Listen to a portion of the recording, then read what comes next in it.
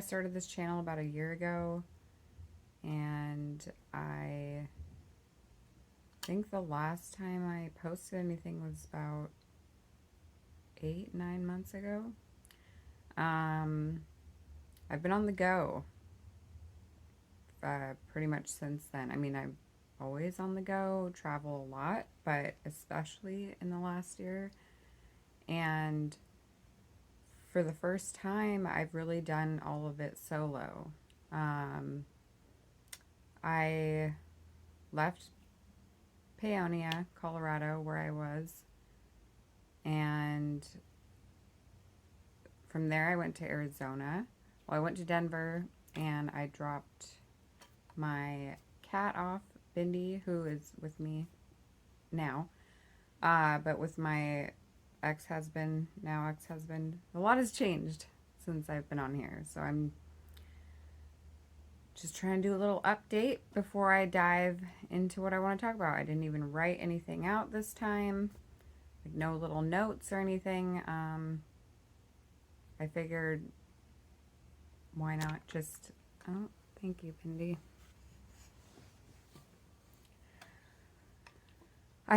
The thought of making another video was just so daunting to me. I don't know why. I think because it had been so long since I've made one.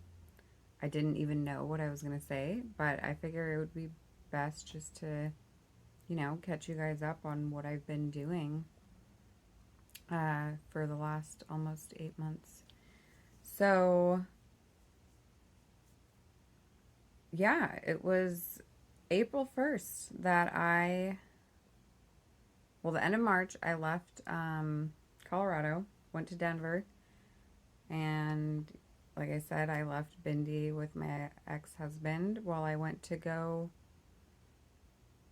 find myself again, if you will. And I went to Arizona, and I met up with my best friend, Alyssa. It was actually our first time meeting each other in person, but we had been talking so much in the last 2 years, like, it was just like we hadn't seen each other in a while. And that was awesome. We spent April to May 11th together until I went to Mexico all by myself. I really wanted to go down there. I went to Yucatan. Not just because I was like newly divorced and figuring things out, but I just really wanted to connect with my biological father's roots, like that side of my heritage. I didn't know how long I was going to stay.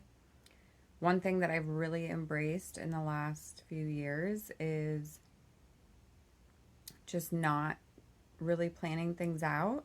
Of course, there's like some things I plan out, but especially when it comes to traveling, I get one-way tickets because I don't know how long I'm going to want to stay somewhere. Because so many times in the past, I've been like, man, I should have stayed longer, or I wish I would have left sooner. And so I always get one-way tickets, or if I'm driving, I don't plan when I'm coming back. The first Airbnb that I booked, I won't go too much into my life. I can in another YouTube episode if you guys want me to, but I just want to do a little recap of what's been going on. So, the first place was on the beach, and I knew there wasn't going to be any air conditioning, and I had to wash the clothes by hand, and I wanted that experience to really live as much like one of the locals as I could. And I was in Chelem, which, if you look on the map, it's the top part right in the Gulf. And yeah, there were power outages every other day. I went during monsoon season, which I didn't know until I already got there. And that trip was really, I mean, I've had so many life-changing experiences, but that was really life-changing. Not just because I felt like I got to see more of where, my family history comes from, but just doing all of that, going to a new country, and I know hardly any Spanish. Like, you think you know Spanish pretty well, and then you're around people who that's all they speak, and it is a lot different. Plus, a lot of people in that area also speak, it's like a mix of like Spanish and like Mayan and English, so it's more like slangy. So I did get to meet this couple down there. They ended up picking me up from the airport. They were originally my driver, but I became so close with them, and they took me out to dinner one night with his mom, Victor and Katya. That's who they are. And it was Victor's mom, and like she was teaching me a bunch of Mayan words, and yeah, it was great. It was also at times, I don't know if I was ever really lonely because there was just so much going on, but it was intense at times, but in a good way. I don't really know how else to explain that. And then I went back to Arizona. Um, and I didn't really know. Well, while I was in Mexico, I was like, I don't really know what to do next. I knew to finalize the divorce, one of us had to be back in Washington. So that was one factor. And leading into that, I am in Washington right now. Definitely not staying here. But I'm in a place where I am getting comfortable with not always being in a rush to go to the next place, which is hard because so going into what I want to talk about today, I think this is a good place to go into that. So when I got here, I did not realize how hyper vigilant I was. Like always needing something to be going on or tons of things going on in my life. Always on the go, always moving around. And don't get me wrong, like obviously I know moving around because I mean, I'm living this life that I'm living, but when I got here, it was really overwhelming at first, and I was finishing finals, which I graduated 4.0 with honors, my associate's degree in applied science, complementary alternative medicine. So that was awesome. But once I was in with school, and I went to Florida to go see one of my friends and her husband's new house. That was a short trip, and then I got Bindi, came back. So since being back from that trip, and I felt it coming, and my best friend, Alyssa, like she even said she saw this as potentially being a thing that might happen for me. Once I was sitting still, the first thing I noticed was I finished my last final exam. The first thing I did was, okay, I gotta get on my laptop and I gotta start my website now to do these one-on-one, spirit or one-on-one lifestyle wellness and coaching sessions, like at 4:30 in the morning. And I just been studying for or taking finals for those last 2 weeks, like 10 to 18 hours a day, and I didn't even I didn't even stop to go to bed. And so that was when I realized oh no, what am I going to do with all this time off? Because even when I was in Mexico, that wasn't really time off for me. I was still doing school and everything. But yeah, once I was done with school, it was I think I've had so much going on for so long that having nothing to do, which not nothing, but having my focus just to be relaxing, I didn't realize how hard that was going to be for me. And Alyssa and I were talking about it, and she's like, I have a feeling once you get to that point where you have no more school, and I've been taking a break from the videos and even my website, and my art, I wasn't doing any of that because the last few months I was really just focused on school, and then the traveling and everything, it takes up time. And so, yeah, by the time I was done and I got Bindi, my cat, back here, and it was like, okay, time to heal, time to focus on myself, because the last year alone, um, last 2 years, I had a lot to heal from. And I was resisting. I think that's why at first when um, it was quiet around me, I panicked. And I've known this, that our bodies, when we've been through trauma, um, become so addicted to the fight or flight response. There's like, cortisol and like all those hormones that come out in the stress response, like our bodies become addicted to it. So when, for some people, when you've been through trauma and you've lived in such a fast pace, like, or fight or flight mode for so long, when there is silence, that can be terrifying. And it was terrifying for me. Like, I couldn't even pinpoint what, but I just felt so uncomfortable, and I didn't even know where to begin.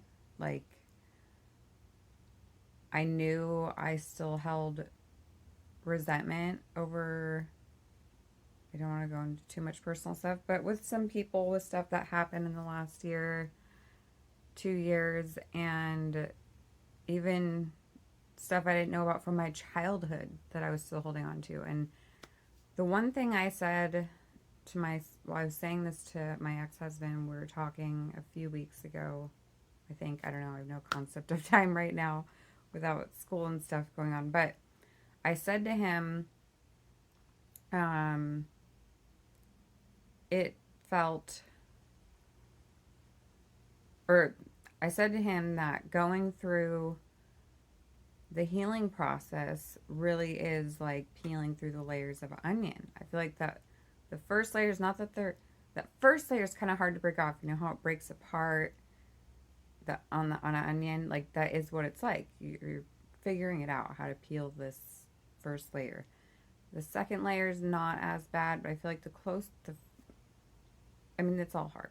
But as you get closer to the center of the onion, it becomes thicker. And that's like our wounds. The more you heal, the deeper you go into the wounds that you have, and you get down to like the childhood trauma, our younger years, like those deep, deep wounds.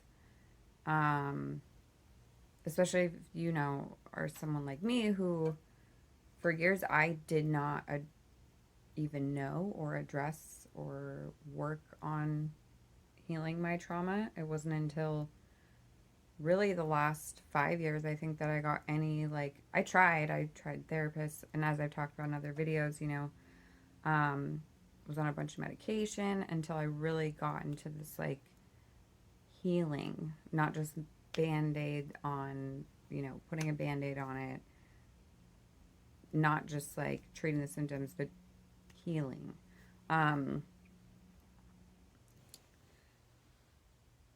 So the deeper you go into healing, because healing is not linear.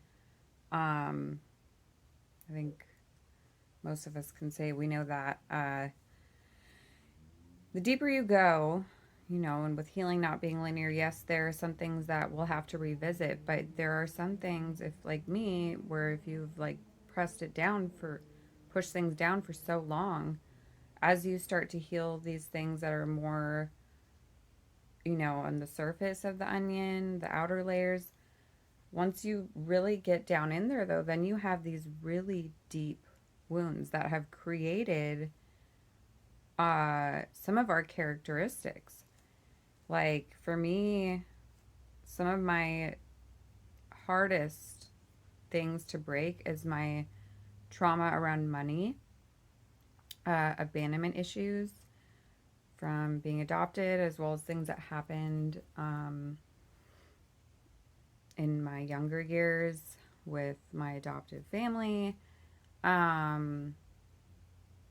and just feeling like I didn't belong in this world. Like, those are my main two. Like, and feeling worthy. Um, those are probably the main wounds that have come up since I've been sitting with myself and worked through the other things that have happened in the last few years, and even stuff from, there's things I'm still, even now, healing in myself from, that I thought I had worked through. And again, that's why healing is not linear. But I hadn't even scratched the surface on some of these really deep wounds, that have started since I was very, very young until recently. And I was always, not always, in the last few years, I've been consciously aware of some of these wounds, but I did not realize how deep they were and how much they really affected my everyday life. Um, and I know a lot of people think that when you get in onto the path of like your spiritual awakening and you start doing the healing, that it's going to be like, this, oh, I've awakened now. And like I even said the other day, like, oh my God, I feel like I'm going through an awakening again. And that's what happens. You go through this process because you have upgrades like each time. It's not like you do something and you get there like, okay, I'm done now, I can live the rest of my life like trauma, you know, free and like totally healed. Because the one thing I noticed from the last 2 years recently was I was working through some traumas, and healing during that time, but other traumatic things happened to me, or other traumatic things happened, um, in my life while I was healing other wounds. So by the time I got to this place of, you know, really sitting with myself in solitude, um, it all hit me all at once. And I was just, I don't even know how to explain it. I was, I felt like I was kind of in purgatory. I felt numb. I didn't know what to do. I didn't know where to begin. Like, there was just so much coming up. And all I could really do at first, to be honest, I was just kind of distracting myself with social media, with watching Netflix or whatever. It scared me, and I didn't realize how much it scared me to address some of those wounds. So just know that if you have been, working on yourself and healing things, and you're on the path, you know, um, evolving and growing, there are going to be times where you get on a certain road and you are going to remember things or recognize things like, oh my God, this is why I do that. It's from this event or these events I didn't even realize. Like, it will hit you like a ton of bricks. And that's what happened to me. And it happened with multiple things all at once. Um, and then just the other day, well, I'll go back to, so I had been like, okay, now I can start my website and I can start doing these, health and wellness coaching sessions like I'm done with school. But I was gun shy and I didn't know why. And it was because deep down I felt like I was being a fraud because there was so much stuff I didn't even realize that had come up in the last couple of years while I was healing through other things that I needed to focus on me. But they were such strong wounds that it terrified me. And I didn't even notice it. Or I think I did, but there was a part of me that was like, I don't know, in denial maybe. Um, but yeah, so A week ago, so I explain a little bit of where I am right now. I'm actually renting out this apartment that is connected to my parents' house. Helps them with mortgage, whatever. And I'm also fixing up their yard for them while I'm here and getting everything myself taken care of and uh, just kind of putting myself back together. But, anyways, I was sitting down here and I just had this feeling like go upstairs and go to your old room. Like, my old room isn't even like there's nothing in it that's like mine anymore. It's a nursery for my nieces and nephew. So I don't even know what was telling. Obviously, it was my higher self. My intuition was like, go upstairs and go look in these two drawers. And I went in to the room. Sure enough, there was like pretty much what's left of mine in that room, all in these two drawers. And I found tons of journals, tons of journals. And I used to write all the time, which I'm not gonna lie, I don't write as much as I feel like I should. I've been getting better at it, but in the last 8 months, I have been slacking on that. But I was going through, and in this journal specifically, there was so much in here. This was from around, well, during the time of this journal is when I moved out of my parents' house at 17. And a lot of things happened. I think I wrote it in this until 20, 2009. And there was so much that came up in there. And if you are focusing on healing your inner child and you somehow have access to journals from when you were younger, it might feel cringy to read through some of them, but read it. Because, oh my God, mind blown. There were so many things that I didn't realize I had been doing, or where certain characteristic traits that I had started from, excuse me, um, at such a young age. I had been doing forever. And I don't know if you guys watch Joe Dispenza, but he says in a lot of his videos, or there's one in particular, he said by the time we're 35, 90 or 95% of what we are doing is like just basically, I don't remember exactly what he said. It's like on autopilot or like habits that we've picked up. We do just subconsciously. And he's awesome. If you guys have not watched his videos, I highly recommend it. He has a whole series on Gaia.com as well, but you can check out some of his videos even on YouTube. Not affiliated to him at all.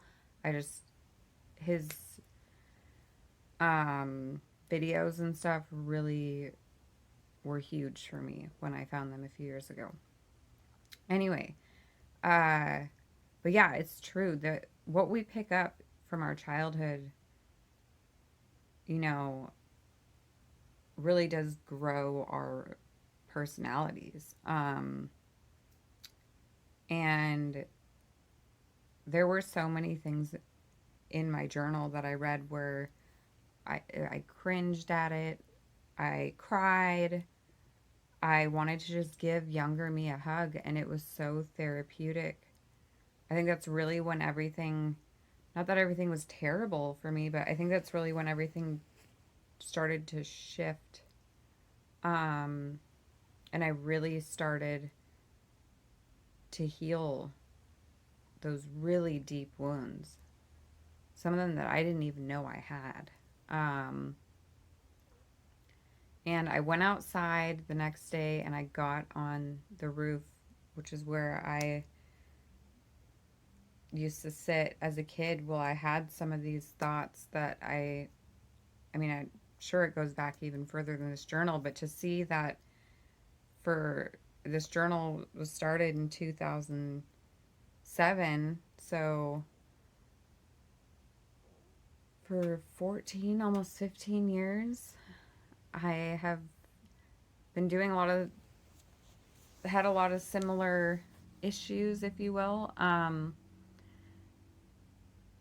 Like one thing in particular that I can think of that I had written in there that made me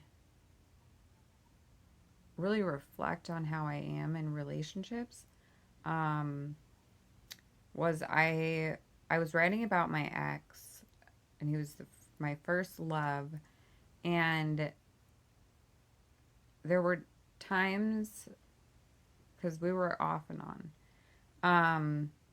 When I would write about my day, I would very quickly go over about how I was feeling and what I was doing.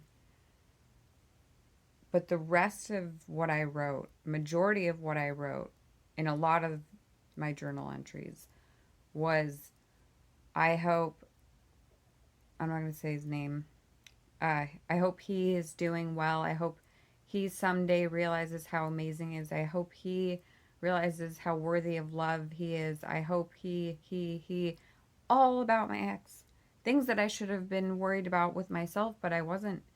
And that's been what has destroyed me many times in my life. Not that any of this is funny, but it's just wild to see that that has been my mentality for so long. So worried about how, everyone else is doing or what everyone else is going to think, or, and not really checking in with myself. Like, I just hope I know how happy I am or how amazing I am. I hope I know how worthy of love I am. Like, why was I not saying these things to myself? Um, and I mean, I know why now, but it's just wild to me that, and it's sad, really, that that's how I felt for so long. Like, where was the love for myself? And I got to do a lot of really deep healing through that, that I got to sit there and talk to myself. Like, I did it out loud. I talked out loud, and I even wrote down afterwards. I wrote down afterwards in my journal, pretty much all the things that I want I wanted to say to my younger self, the past versions of me, and let her know how amazing she is and how worthy she is of love, and to give herself that love that I gave to everyone else. It doesn't mean to not love others, but if you aren't pouring into your cup, you can't pour into other people's cups, and other people won't pour into your glass. Like, you have to take care of yourself first. It's just like they say, you know, on an airplane, when the airplane's going down, to put on your oxygen mask first. You have to do that. Um, and it's wild, like, how hard it has been for me to be comfortable and be okay with just being.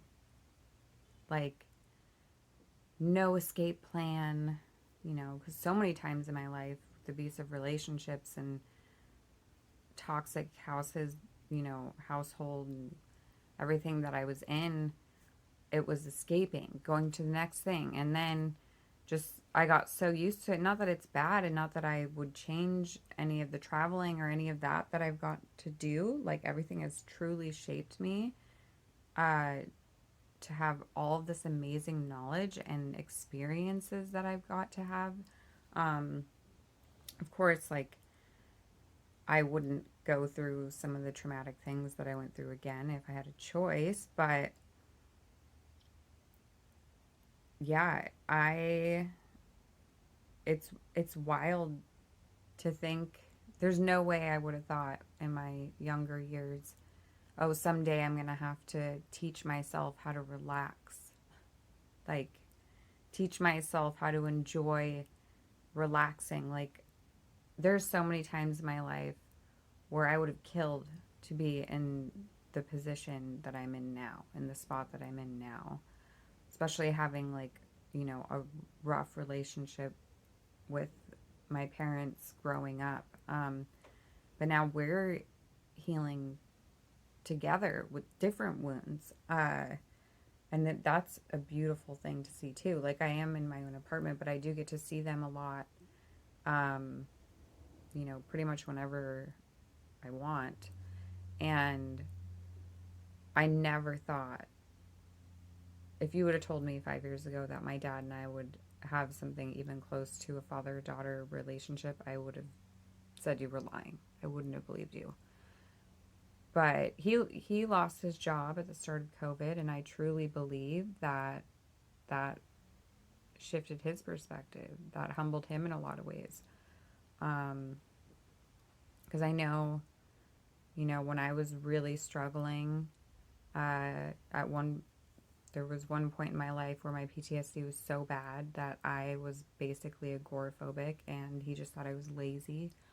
Um, but I think that's beyond the point. But I think now, not beyond the point, but I think the point of that is, I think that is one of the main reasons that him and I, that it softened him more. And like, we really get along now. Like, we have our moments, but we really get along now. And like, they told me I can stay here and rent the apartment out from them as long as I want to, as long as and that's been amazing. Like, I'm about to cry thinking about it, because there was a long time I couldn't live here. I chose to, and also it just wasn't a possibility, even if I wanted to. And I know that part of the reason I'm back here is to heal those deep childhood wounds. And it's funny because when I was in Mexico at the start of the trip, someone had asked me, when are you coming back to Washington? And I said, never, never coming back to Washington. There's no way. Like, and then here I am. It was literally a couple weeks later, I called that same person and said, I'm going back to Washington. I'm going to, help my parents out, and it'll help me out. Like, win-win for both of us. Here I am. But it's definitely, I didn't come back in all the ways to the same Washington that I left, because I'm different. And it's really true that if you want to change your life, you don't need to change your surroundings. You need to change yourself. You need to work on yourself. You need to change your perspective. And that's what I've done.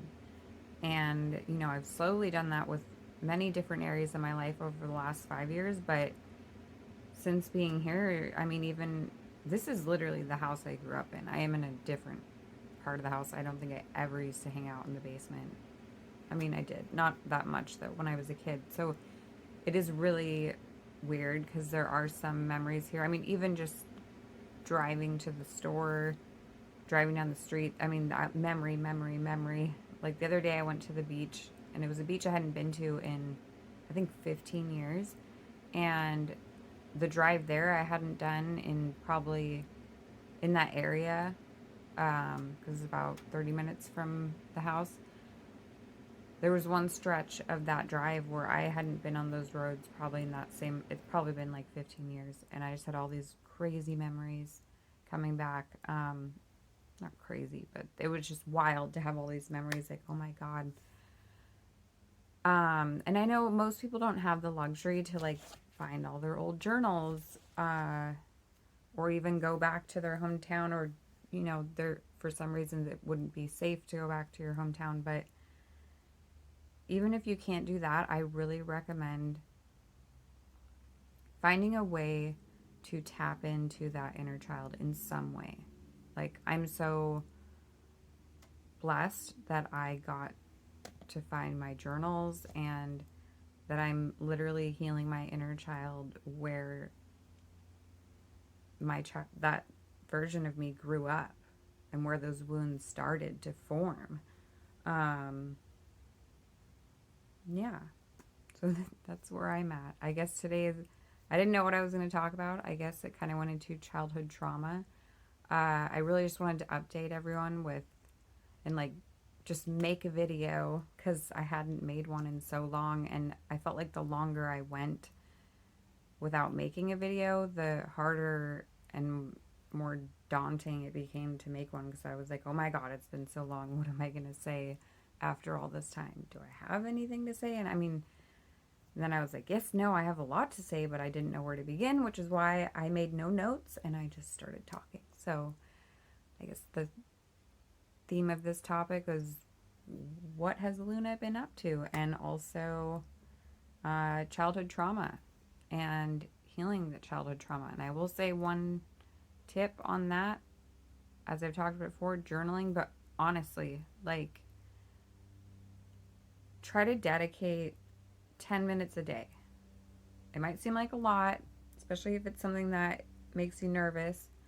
Just write for 10 minutes. Don't think about it, just write. And I want you to try and do that for 2 weeks. Actually, try it for 3 weeks, because at 21 days, that is when something becomes a habit. So then you will possibly habitually start writing in your journal every day. And I will also take up that challenge myself, because I write in my journal every so often now, but I really want to get into doing it every day, because having these journals has been so amazing for me.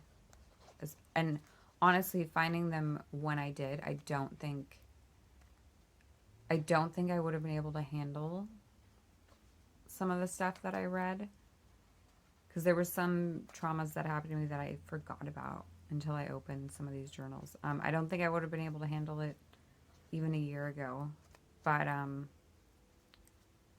yeah, it's been a crazy year, and I'll slowly update more on some of that. But I'm not going to say how often I'll do videos, because I'm not sure. I'm trying to just keep it chill right now. But this is me coming back to YouTube to start regularly making videos. I'm not going to do a specific day of the week, but I'm definitely going to be on here more. I'll let you guys know more of what I've been up to, but I also really want to, give you guys more tools that I've gotten under my belt in the last year, and as I get them, because that's kind of the whole point of this channel for me. So anyways, if any of you would like to book a reading, check out the art that I have. I will link my shop. I also do spiritual guidance sessions. In the near future, I will start doing health and wellness coaching sessions. Not sure when yet. When it feels right, I will. But for now, yeah, go check out my shop. I will link that in my bio. Check out my Instagram. I post on there, at least in my story, almost every day. Yeah, I'm back. Love you all.